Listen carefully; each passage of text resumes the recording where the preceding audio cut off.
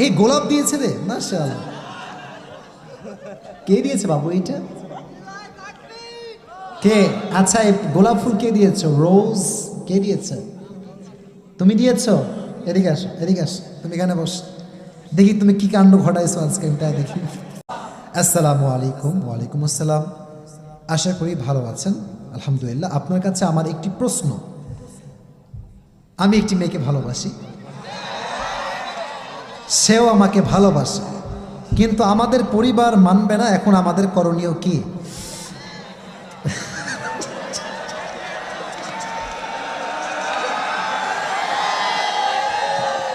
আচ্ছা আচ্ছা বাবুরা থাম, বাবুরা, মুরব্বীরা অনেক কষ্টে ধৈর্য ধারণ করে বসে আছে, ঠিক না বলেন ভাই?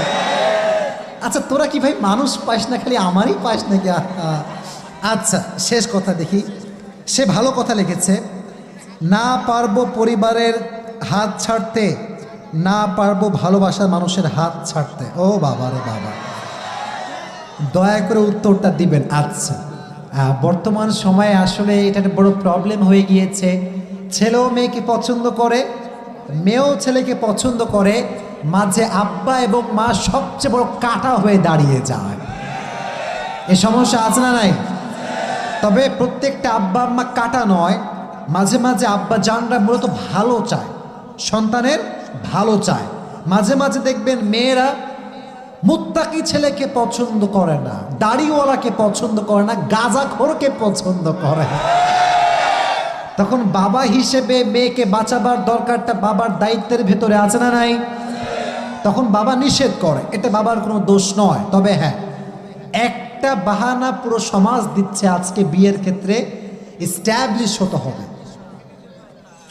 বলো বলো বলো, কি হতে হবে? এস্টাবলিশ হতে হতে আমাদের অর্ধেক যৌবন তামা তামা হয়ে গিয়েছে।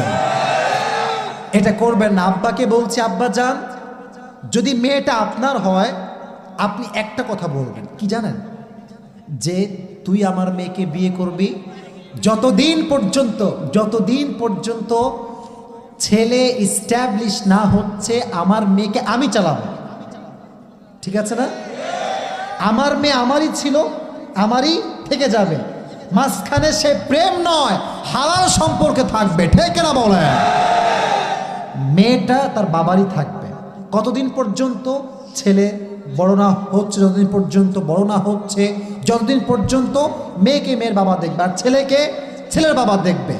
এতে করে কি হবে জানেন?